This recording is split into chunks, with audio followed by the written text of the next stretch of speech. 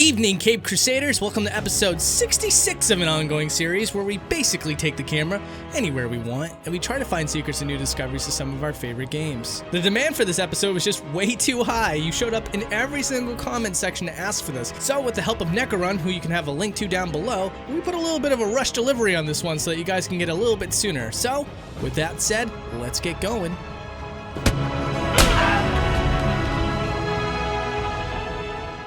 So the very first thing that we're going to be looking at is something that's at the very start of the game. As we're finally introduced to Bruce Wayne and walking through Arkham City, you may be interested to find out that there's actually two Bruce Waynes. Underneath and a little bit behind this area you can find a T-pose Bruce Wayne, which was likely used for the first in-game cutscene. Now this game doesn't use a whole lot of in-game cutscenes, in fact a lot of it's pre-rendered, but for what few there are, you'll find that it lends itself to this theory pretty well.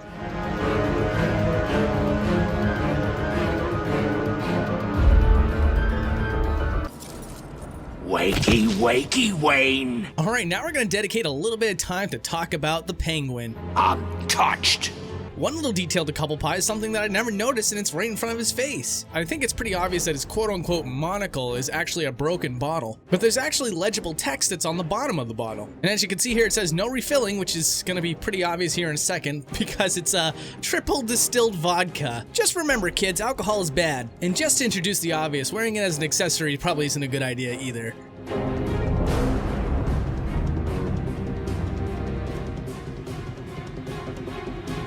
Now we're going to be looking at birds. Now the birds in Arkham City happen to be crows, which is very appropriate considering the mood of the game. But what's particularly interesting about these birds is that when they start bouncing around on any type of surface, it seems that they lose their actual wings. But then when you spook them away, it seems as though they sprout separate wings so that they can have a wingspan when they're flying away. Clock's ticking. Remember when I told you that a character model gets stored underneath the environment whenever they're used in a cutscene? Well, here at the bell tower, that's no exception. See, there's a cutscene here where Batman leaves the bell tower just before it explodes. And if we were to go to the bell tower before that in-game cutscene even goes off, you can see another Batman, essentially proving that there are two Batmans existing at once at this particular part of the game. See you soon, Bats. Now, as it turns out, in every single instance where Harley Quinn leaves the scene, her character model just disappears. Now, in a lot of cases, that kind of makes perfect sense. But here in this particular scene, she's supposed to have a skeleton in detective mode. But oddly enough, if we move Batman into Joker's office and see where she goes, she does just simply disappear. But not only that, it also gets rid of the skeletons. You know what, while we're here, let's do a little bit of boundary breaking that you can do at home. If you stand in this position, you can look into Joker's office and see the hammer that belongs to the cleverly named Mr. Hammer. But if you squint real hard, you might notice that Mr. Hammer's not there. But why squint at all? We're here to boundary break. Let's go over into the office and see for ourselves. And well, hey, there you have it. No Mr. Hammer.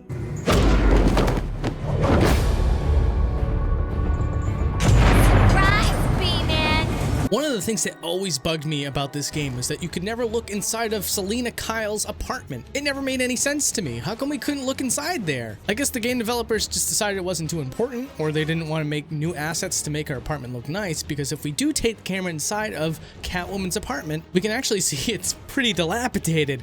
But it is fully furnished, so maybe they at one point thought to themselves, yeah, this is good enough, but then playtesters were asking some questions, and instead they just made it so that you can never look inside.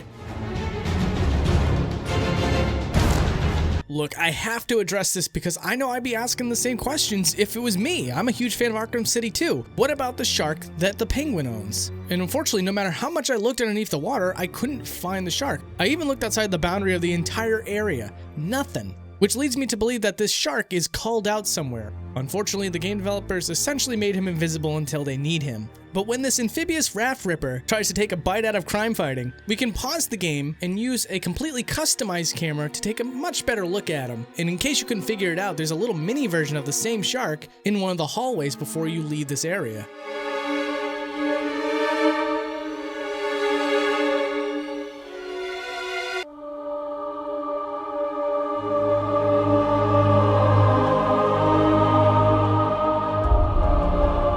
So Batman's about to die, except he doesn't die because Batman never dies. Batman sees the light and he sees his parents. But of course, in the actual game, you only really get to see the silhouette of Bruce Wayne's parents, which means we gotta move ourselves in a little bit closer. And when we do, we can actually see there is some detail to the Wayne family faces, just not enough to be a full-fledged character. Unfortunately, it's just not tricky lighting that's making these features look so dark, it's how it was designed.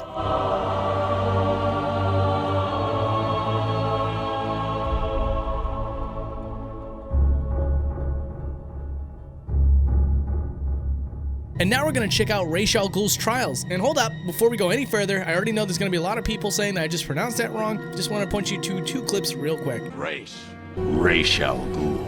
Alright, with that said, I just want to show you a zoom out of the trial area, because it's fairly unique from the rest of the game. You'll notice that the buildings in the background are pitch black, which is a little bit of a shame. I was hoping to see some detail there. But what's really interesting here is that part of an earlier area that doesn't get culled out is actually visible in this map. As you can see here, there's this little square structure as well as some pipes. And I only noticed it now when I zoomed the camera out. But the plot thickens. From a player's perspective, they can also see these assets hanging in the air as well. It just blends in much better because there's already so much floating stuff in the sky already. Now let's take a look at the Ra's al Ghul boss fight. One of his attacks throws blades at you, and I just wanted to show you real quick that if we take the camera below the surface, there's really not much to see down here. But what there is to see down here is the fact that Ra's al Ghul does have a pelvis underneath the ground, just not legs. Yes, I know that. So when I put out my Bioshock Infinite episode, there were people in the comments section of Reddit pointing out that the windows look like they have a 3D interior, but when you take the camera through, there's nothing on the other side. Here in Batman Arkham City, a similar technique is used, and because there was an interest there, I thought I'd take a moment to explain this. According to one of my anonymous developer sources, this is what's called parallax. It's used all the time on windows to fake interiors, and it's like squeezing a 360-degree image into a box. And the idea is that these 2D elements track your movement to make it look like there's depth. All we need now is a finishing touch. A special new hat. Just for you. So before we let Batman resist struggling to fall into madness, let's take a look at the room that you're not allowed to explore because you're stuck to a first-person scene. And oh boy, are there some interesting stuff here. So first thing I want to look at is what exactly does it look like to see Batman in the third person here? And right away we see Batman with his mouth wide open, standing in front of a white screen. Now I'm pretty sure this is the part where Mad Hatter puts on the mask and then Batman starts screaming and it's just not ready yet. And why he's not wearing his mask? Well, we'll get back to that in 1 second, because if we pan the camera a little bit further out, we can see the Batman that was used for the first person segment, and the way that they planted the camera in the player's perspective is they just snapped his neck back to make sure his face never got in the way. Now with that said, let's zoom out of the entire room and you can see that it's encased in white. Again, this is probably because it was used for when Batman's screaming and trying to resist the mind control. And if we take a look at the bright light that's behind Mad Hatter, but behind the bright light itself, you can see that that effect is no longer present. It was only one-sided. But now back to the rabbit mask itself. If that is the Batman that's screaming right after Mad Hatter puts the mask on him, then where's his mask? Well, it turns out that that mask is directly underneath this entire room. If we tilt the camera over to the correct angle, we can see the mask is tilted on its side.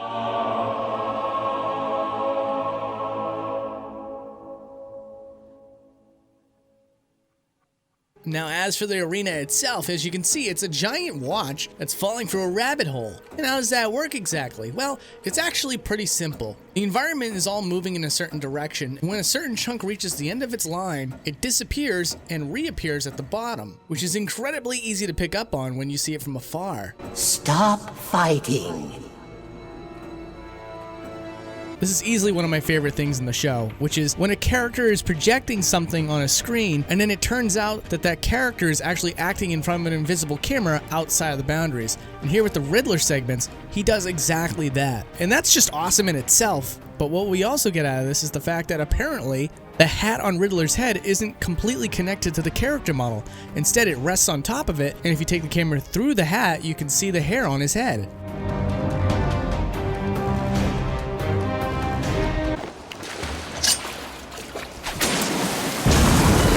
You are not welcome here. And now it's time for the viewer requests, something that I always do on Twitter. And someone on there wanted to know what happens with Killer Croc. Well, unlike the shark earlier, Killer Croc is just standing there underneath the water, completely visible, and he even has an idle animation which isn't seen by the player at any point. At least not in this game.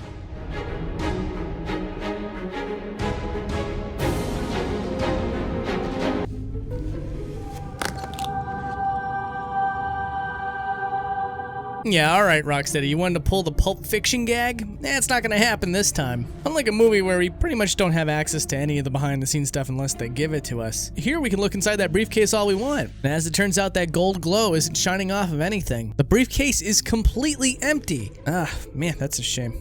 I was really hoping to find something cool here. So a lot of people again wanted to know what happens when Catwoman leaves to Gotham instead of helping Batman. They wanted to take the camera to see exactly how much environment is actually there.